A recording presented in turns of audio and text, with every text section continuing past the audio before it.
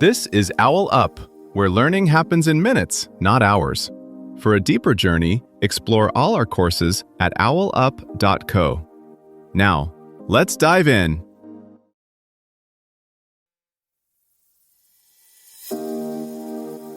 Welcome back to Chapter 2 of our series, Why Humans Do Strange Things, Social Psychology Explained. In today's episode, titled Obedience, the Disturbing Milgram Experiments, we'll explore the shocking findings of Milgram's groundbreaking studies on obedience and what they reveal about human behavior. So, let's dive in.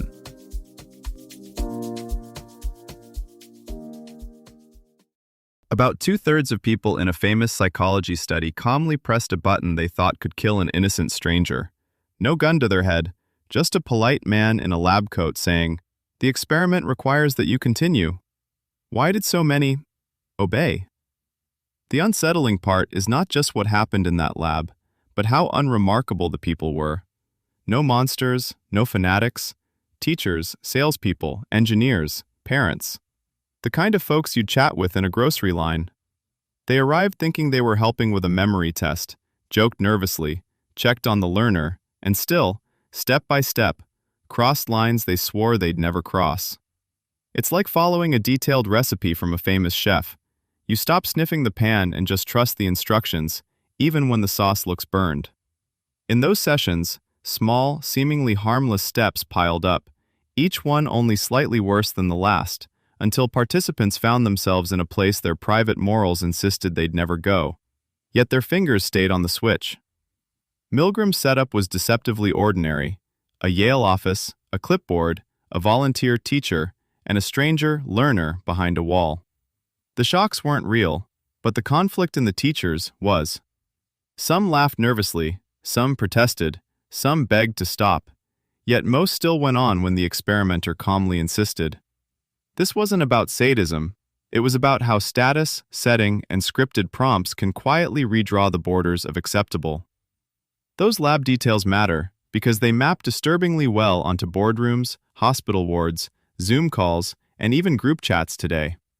Authority in Milgram's lab didn't just sit in the white coat. It was built into the script, the room, and the expectations. Participants had been invited by a prestigious university, greeted formally, handed a small payment up front. That money wasn't a bribe so much as a subtle contract. You agreed to be part of this, you should follow through.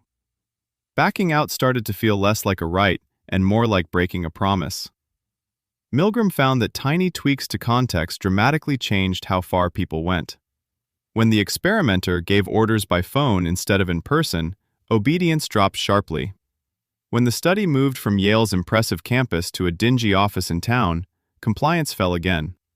Swap the calm scientist for an ordinary person in everyday clothes, and suddenly participants felt freer to say no.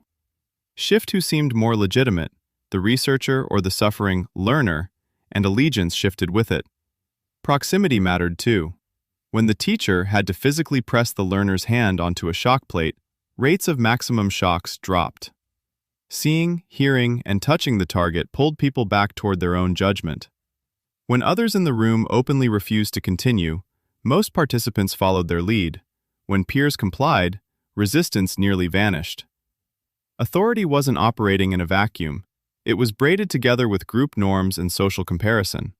This is why Milgram talked about an agentic state. People stop asking, "What do I think is right?" and start asking, "What does my role require?" In corporate scandals and medical errors, internal documents later reveal a similar mental shift. Employees or staff describing themselves as just executing the plan, even when the plan horrified them in hindsight. In those moments, personal responsibility is quietly outsourced upward. Milgram's later, lesser-known variations even hinted at small protective factors. When participants had a chance to discuss the setup beforehand, question instructions, or see someone else successfully refuse, more of them drew a firm line. The same authority, the same task, yet the meaning of "you must go on" suddenly looked negotiable. Think about the last time you were in a hospital, at an airport, or on a corporate onboarding call. The badges, uniforms, lanyards, email signatures, and jargon quietly signal, these people know what they're doing, fall in line. In high-risk fields, that deference can both save lives and endanger them. Aviation learned this the hard way. Older crash reports show co-pilots noticing something wrong but hesitating to challenge the captain.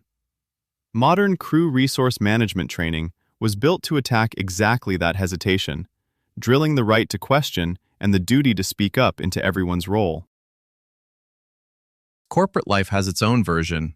A junior analyst spots a number that looks off in a financial model, but a senior partner says, "Run it as is, the client meeting is in an hour." That moment is less about math and more about whether the analyst feels permission to resist. One reason some tech firms use blameless postmortems is to lower the cost of saying, "I disagreed, but I went along," and then redesign those subtle pressures before they harden into disaster. Milgram's work hints that future moral fire drills may matter as much as technical training. As AI systems and remote interfaces enter offices, hospitals, and battlefields, the risk isn't just rogue machines. It's overly obedient humans clicking approve because a dashboard glows green. Think of a trading platform that forces you to re-enter a risky order with a short written justification. The brief pause can yank you out of autopilot and back into ownership of the choice. Your challenge this week: notice one moment each day when you feel nudged by a title, uniform, or polished interface to just go along. Pause long enough to silently ask, if this were my decision alone, would I still do it? Like tasting a dish before serving it, that tiny check can turn blind following into deliberate choice. This was OwlUp, your daily step forward. To keep learning with structured courses and more insights, go to owlup.co. Until tomorrow!